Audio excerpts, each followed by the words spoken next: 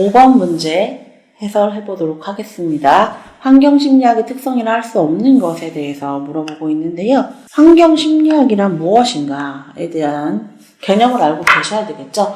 환경심리학 이런 것은 물리적인 환경에 대해서 사람들의 심리라든지 행동이라든지 이런 것들에 대해서 어떤 영향을 끼치는지에 대해서 알아보는 그런 학문이라고 생각을 해두시면 될 것 같고요. 여기서는 특성이라 할 수 없는 것, 틀린 얘기를 고르라고 문제에 나왔습니다. 환경과 행태의 관계성을 하나의 종합된 단위로 연구하는 것이다. 환경과 행태, 행동 습성 이런 걸 얘기하는 거죠. 어떠한 공간에서 어떠한 활동들이 이루어지는지 이 관계를 연구하는 학문, 맞는 설명이죠. 환경이 행태에 미치는 영향을 연구하는 것이다. 이것도 같은 맥락의 설명이고요. 2번도 실제적인 문제를 해결하기 위한 이론을 연구하는 것이다.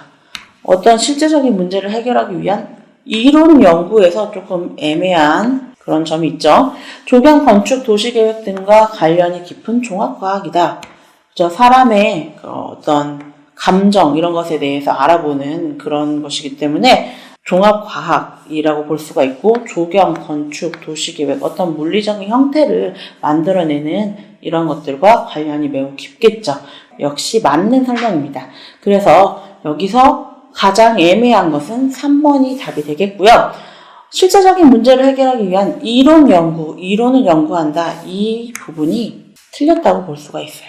왜냐하면 환경심리학이라는 것은 어떠한 사례, 인간의 심리나 행동이나 감정을 측정하고 알아보는 학문이에요. 그렇기 때문에 사례라든지 아니면은 사례를 여러 가지로 유형을 나눠서 통계학적으로 분석을 한다든지 주로 그런 내용이 되기 때문에 이론적인 내용을 연구하는 것과는 관계가 멀다라고 생각해 주시면 되겠습니다.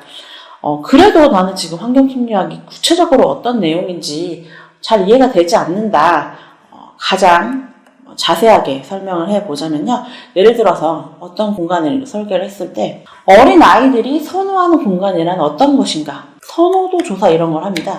어린 아이들은 좀 더 높은 곳, 더 많은 선호도를 보이는 경향이 있습니다. 이런 거는 100%는 아니지만 어떠한 사례들 또는 통계학적으로 살펴봤을 때 입증된 그런 현상이라는 거죠. 그래서 선호도 조사 같은 것이 대표적인 환경심리학의 내용이다. 이런 식으로 개념을 알고 넘어가시면 되겠습니다.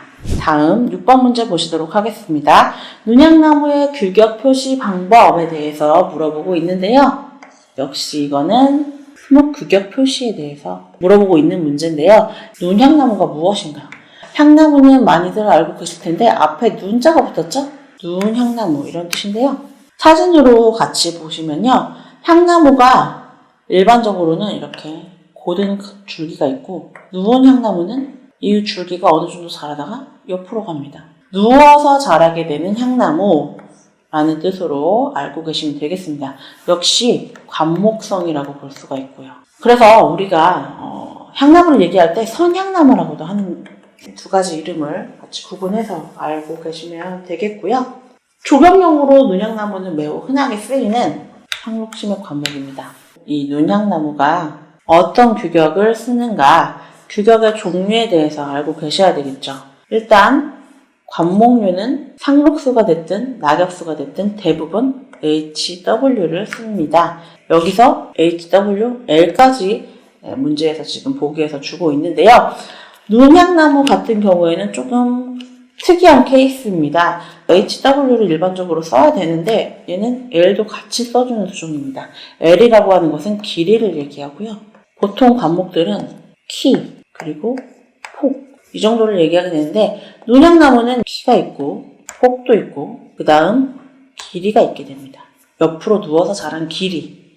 그래서 길이를 표시해 주게 되는데 답은 그래서 1번 HWL 길이를 같이 표시하는 그런 규격 표시 방법이다. 눈향나무 같은 경우에는 조금 특별한 케이스다. 규격 같은 경우에는 후에 적산을 할 때에도 필요하고 수목에 분류를 할 때에도 중요한 부분이기 때문에 어떤 종류를 어떤 규격을 쓰는지 표를 통해서 자세히 외워두시는 게 좋겠습니다. 7번 문제 보시도록 하겠습니다.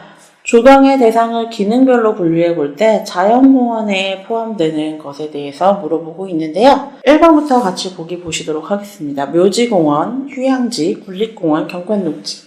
자연공원의 분류에 들어가는 것은 어떤 것인가? 공원의 분류를 크게 이렇게 알아두시면 될 것 같습니다. 자연공원, 도시공원. 도시공원은 여기서 생활권공원, 주제공원, 도시자연공원 이런 것들이 있어요. 그리고 자연공원은 아예 다른 분류예요. 체계 자체가 별도로 분류되는 그런 공원이라고 알아두시면 될 것 같고요.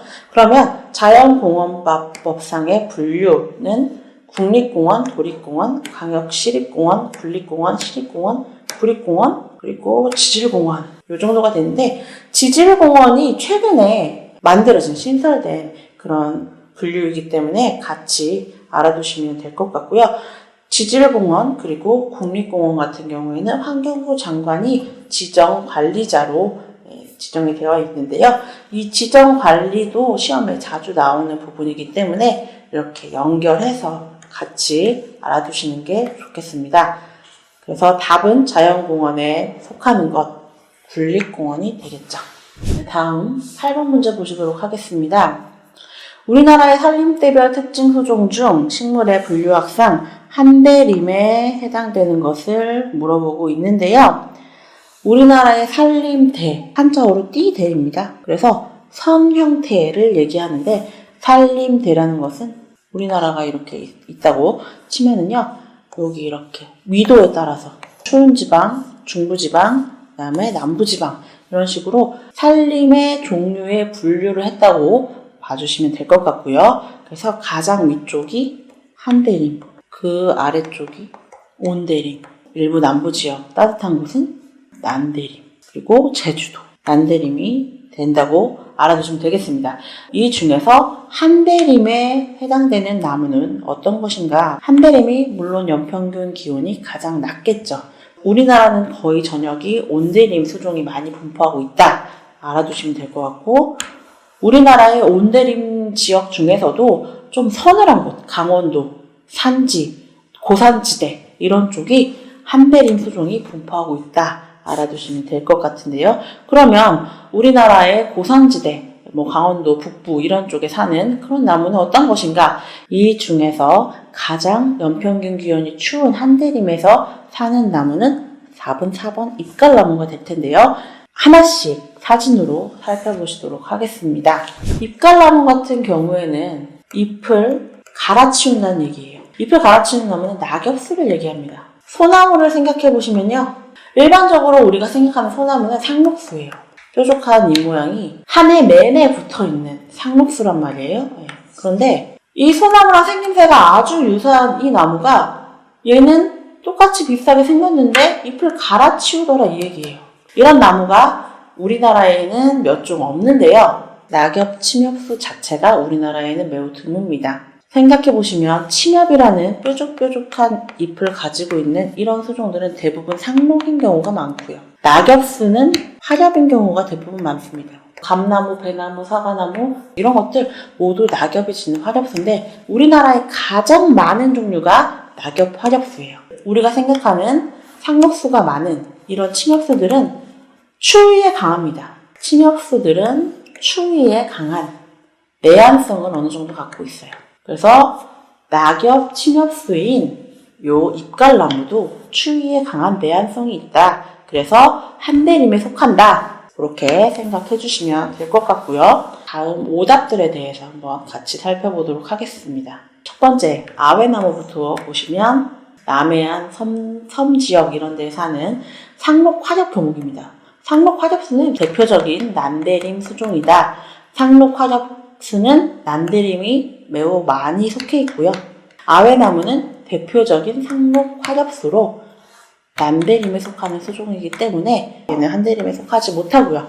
소나무는 온대림 수종입니다. 우리나라는 거의 대부분의 지역이 온대림 수종이 속합니다. 우리나라 전역에 다 잘 살죠. 그래서 얘는 한대림 안 되느냐? 안 되진 않아요. 내한성이 있기 때문에 한대림이 안 되지는 않지만 한대림 수종의 대표적이라고 볼 수는 없겠고 아외나무 때문에 1번은 답이 될 수가 없습니다. 구실잡밤나무 밤나무냐 잡나무냐 이런 걸 여쭤보시더라고요. 그렇죠? 어떤 것이 열릴까요? 정확히 얘기하면은 잡보다는 밤에 가까운 열매가 열리는 참나무과에 속하는 수종이고요. 참나무과에 속하는 밤, 도토리 이런 것들이 열리는 것이 참나무과 수종이라고 알고 계시면 될 텐데요. 구실잡밤나무는 이런 도토리가 열리는 나무이고요. 구실자라는 이름은 열매에서 따왔다고 해요. 열매가 구실자라는 열매를 얘기하는데 구실자가 열리는 밤나무다. 구실자, 밤나무. 여기서 사이시옷이 생겨서 구실자가 구실잣이 된 겁니다. 구실자라는 게 요 열매를 얘기하는데 뾰족한 밤처럼 생겼어요. 작은 밤처럼 생겨서 먹기도 할 수 있는데 이런 구실자가 열리는 밤나무는 남부 해안가에 사는 마찬가지로 아까 아외나무에서 보셨듯이 상록수인 화적수 교목입니다. 아까 말씀드린 것처럼 남대림 수종들이 대부분입니다. 그래서 남대림의 대표적인 나무라고 알고 계시면 될 것 같고요. 불가시나무 다음 보시도록 하겠습니다. 불가시나무는 가시나무류에 속한다고 보시면 될 것 같아요. 이 문제는 문제의 난이도가 꽤 높습니다. 왜냐하면 구실잡밤나무, 불가시나무를 같이 낸 걸로 보아서 참나무과에 대한 이해를 하고 있는가 이걸 물어보는 건데요. 불가시나무와 구실잡밤나무 둘 다 참나무과에 속합니다. 참나무과에 속하는 나무들 중에서 상록수이고요. 아까 말씀드렸듯이 참나무과에 속하는 수종들은 대부분 밤이나 도토리가 열리는데 우리가 쉽게 생각하기에는 이런 것들이 우리가 생각하는 도토리 나무들인데 이런 나무들은 낙엽수고요. 이런 나무들 이외에 도토리가 열리는 상록수 종류가 꽤 있습니다. 참나무과에 있는 수종들이 지금 사진에 쭉 나와 있는데 우리가 생각하는 도토리나무와 밤나무, 젓갈나무, 갈참나무, 조참나무, 다음에 대양참나무 이런 것들이죠. 가시나무 종류. 얘는 상록 화렵인 도토리나무들이고요. 그 이외에 속하는 것들이 아까 구실자가 열리는 구실잡밤나무 그리고 너도밤나무 이것도 따로 분류라고 보시면 될 것 같은데 이런 식으로 여 정도가 도토리가 열리는 밤나무의 종류 그리고 아까 얘기했듯이 상록 화렵은 특히 더 따뜻한 데 사는 그런 종류이기 때문에 남대림 수종에 속한다. 이걸 꼭 알아두셔야 될 것 같고요. 이 정도 되는 나무들은 온대림 수종에 속한다. 그 정도 알아두시면 될 것 같습니다. 네, 문제 12번 같이 보시도록 하겠습니다. 정원시설물을 물어보고 있죠. 정원시설 중 우리나라 전통 조경시설이 아닌 것은 일단 답은 벽천이 되고요. 사진으로 제가 같이 첨부를 했는데요. 벽천은 벽체가 일단 있어야 되고요. 물을 받는 곳, 수반, 그리고 토수구, 물이 나오는 곳이죠. 벽체, 수반, 토수구로 이루어진 이런 시설물을 얘기하고요. 어떤 수직적인 그런 용도로 이용하는 경우가 많죠. 계단식으로 많이 나타내기도 하는데 벽체 모양 혹은 계단식으로 물이 타고 내려오게끔 만들어지는 그런 시설물이고요. 독일에서 창안됐다고 처음 창안돼서 쓰이기 시작했다. 이 정도 알고 계시면 될 것 같고요. 다른 오답들 같이 봐두시면 화계, 꽃, 계단이라는 뜻이죠. 언덕에다가 이렇게 계단식으로 조성을 했어요. 계단식으로 화단을 조성을 한 것을 꽃, 계단, 화계라고 합니다. 꽃나무류나 관목류 또는 장식용 그런 시설 이런 것들을 배치해서 만든다. 알아두시면 될 것 같고요. 다음은 취병. 1번 취병은 생울타리를 얘기하는데요. 생울타리 중에서도 이런 대나무 뼈대에다가 엮어가지고 나무를 울타리 형태로 조성하는 거 취병이라고 합니다. 알아두시면 될 것 같고요. 용어를 석치, 돌 연못이죠. 여기는 지금 석교, 다리도 돌로 이루어져 있죠. 이런 식으로 조성이 되어 있는 걸 알 수 있는데 보실 수가 있는데요. 돌 연못을 얘기하고요. 석치, 돌로 만들어져 있으면 형태가 어떤 것이든 상관이 없습니다. 그래서 우리나라 전통 조경에 많이 쓰였다. 알아두시면 될 것 같습니다. 다음 문제 14번 같이 보시도록 하겠습니다. 석재를 형상에 따라 구분할 때 견칫돌에 대한 설명으로 옳은 것은 견칫돌이라고 하는 것은 일단 뜻 자체가 송곳니 모양의 돌을 얘기합니다. 그래서 대략적으로 살펴보면 이런 송곳니의 형태를 하고 있는 돌을 견칫돌이라고 하더라. 그래서 견칫돌에 대한 설명 시험에 자주 나오게 되는데 1번부터 읽어보도록 하겠습니다. 폭이 두께의 3배 미만으로 육면체 모양을 가진 돌. 이거는 뭐에 대한 설명일까요? 이거는 각석에 대한 내용이고요. 견칫돌이랑은 관련이 없고요. 육면체 모양, 이런 벽돌 모양을 얘기하는 거죠. 치수가 불규칙하고 일반적으로 뒷면이 없는 돌. 이 견칫돌은 앞면, 여기가 앞면, 여기가 뒷면. 그래서 앞면, 뒷면, 그리고 측면. 예, 여기 옆에가 측면이죠. 그 중에서도 여기 지점이 맞댄 면. 이런 식으로 면이 정해져 있고요. 두께가 15cm 미만이고 폭이 두께의 3배 이상인 육면체 모양의 돌. 이것도 다른 돌에 대한 설명이고요. 전면은 정사각형에 가깝고 뒷길이 접촉면, 뒷면 등이 규격화된 돌. 답은 여기죠. 전면은 정사각형에 가까우면서 여기가 전면이죠. 앞면. 그리고 길이가 있는데요. 여기 길이가 있겠죠. 길이 중에서도 여기 뒷길이, 여기가 접촉면, 그리고 이쪽 뒤에가 뒷면. 이런 것들을 규격화해서 만들어낸 송곳니 모양의 돌을 견칫돌이라고 한다. 알아두시면 되겠습니다. 다음 15번 문제 보시도록 하겠습니다. 가로수로서 갖춰야 할 조건을 기술한 것 중 옳지 않은 것은 가로수의 조건 중에서 틀린 것을 고르시면 되겠습니다. 1번부터 같이 읽어보시면 사철 푸른 상록수. 가로수 같은 경우에는 주로 녹음을 많이 만들어지는 수종을 선호하게 되는데요. 녹음이라는 것은 여름에는 그늘, 겨울에는 해를 가리지 않는. 그러니까 겨울에는 낙엽이 떨어져서 해가 비추는 그런 수종들을 더 선호한다는 거죠. 여름에는 잎이 달려있어서 그늘을 많이 만들어주는데 겨울에는 다 떨어져서 해를 통과시키게 하는 그런 수종을 선호하기 때문에 상록수는 틀립니다. 2번 각종 공해에 잘 견디는 수종. 이거는 맞는 얘기죠. 옳지 않은 것을 고르기 때문에 1번이 답이 되고요. 각종 공해에 잘 견디는 수종. 도로가에 식재하기 때문에 그렇고요. 강한 바람에도 잘 견딜 수 있는 수종. 여름철 그늘을 만들고 병해충에 잘 견디는 수종. 유익한 그런 장점이기 때문에 맞다고 보시면 되겠습니다.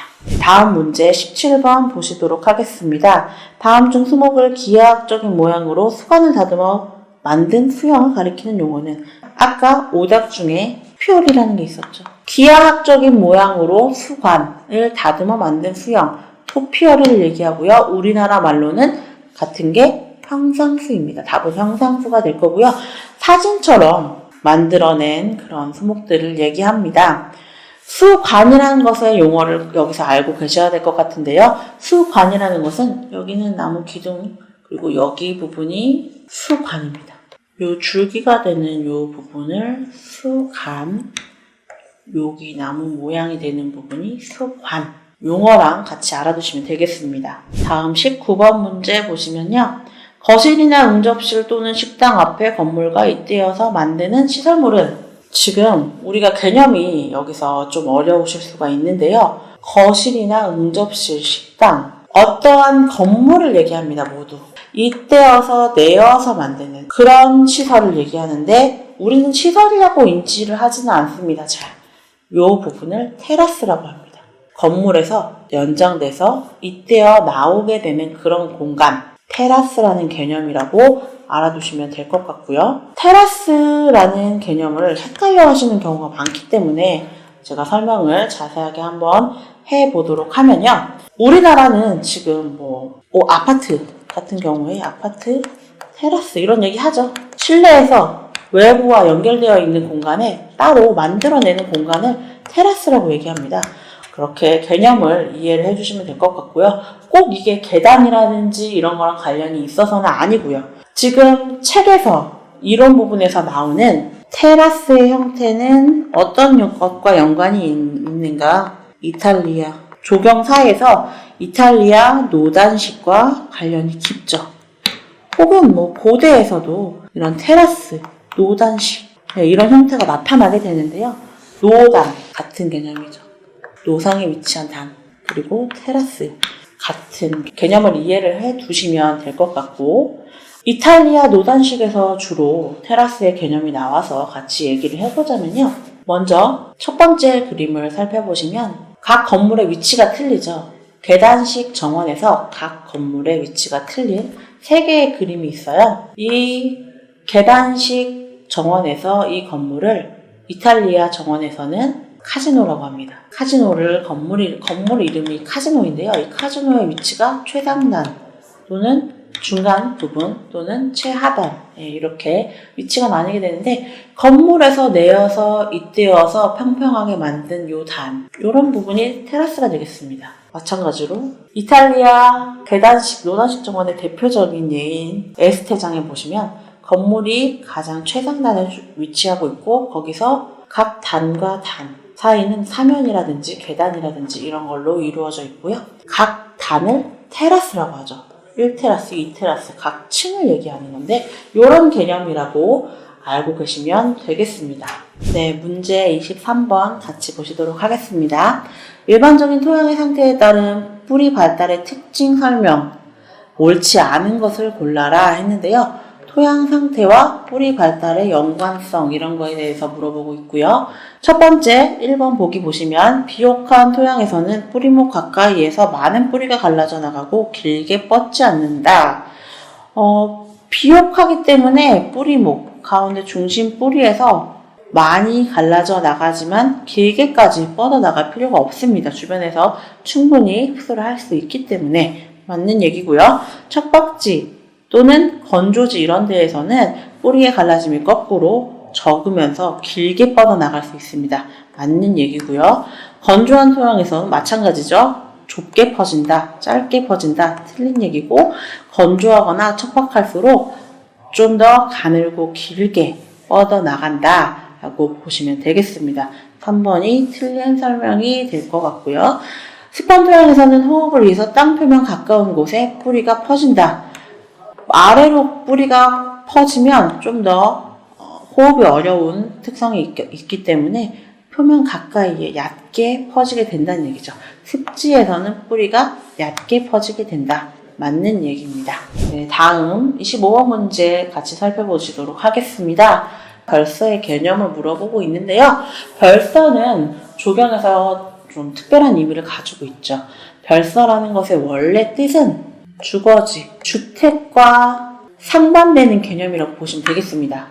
주택과 상반되는 어떤 별장이나 아니면은 뭐 공부를 위한 별당이나 이런 여러 가지 것들을 모두 다 별서의 개념에 집어넣는다. 주택 또는 별서 이 두 가지가 상반되는 개념이다.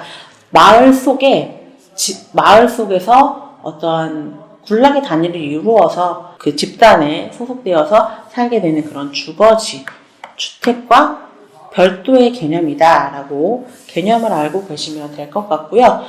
그래서 원래 살던 그 집, 주거지와 동떨어져서 사람이 없거나 이런 곳에 숨어서 지내거나 아니면은 좀 혼자서 농사를 짓고 지내거나 아니면 별장을 만들거나 여러 가지 용도로 떨어져서 만들어진 어떤 목적을 위한 공간이라고 별서를 이해하시면 될 것 같은데요. 별서는 민간 정원에 속하고요. 그리고 별서를 세부적으로 많이 나눌 수가 있습니다. 주택 그리고 별서 이 두 가지를 상반된 개념으로 본다고 했기 때문에 주택 빼고 나머지 것들은 거의 별서에 속한다고 볼 수가 있겠죠.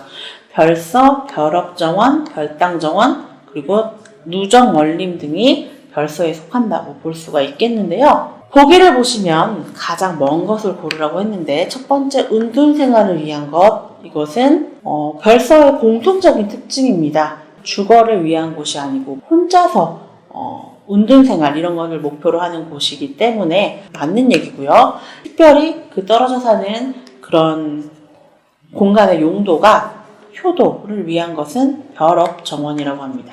별장의 성격도 역시 별서에 속한다고 볼 수가 있겠는데요. 가장 대표적인 거죠. 즐기기 위해서 만든 목적이죠. 농사 짓고 생업을 위한 공간이 아니고요. 수목을 가꾸기 위한 것, 이것이 가장 거리가 멀다고 볼 수가 있는데요. 별서라는 것은 은둔 생활을 하기 위해서 거기에 정원을 짓기는 하지만 이 나무 자체를 가꾸거나 농사를 주목적으로 해서 짓는 공간은 아니라는 겁니다.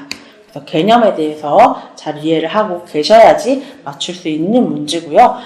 지금 누정원림이라고 이런 것도 별서에 속한다고 했는데 이런 것들은 누각, 정자 이런 거를 중심으로 하는 정원들을 통칭해서 누정원림이라고 하는데요. 이런 누각, 정자 이런 것들이 내가 수목을 갖고서 농사를 해서 이런 목적을 가진 것은 아니라고 보기 때문에 수목을 가꾸기 위한 것이 가장 거리가 멀다 생각해 두시면 되겠습니다.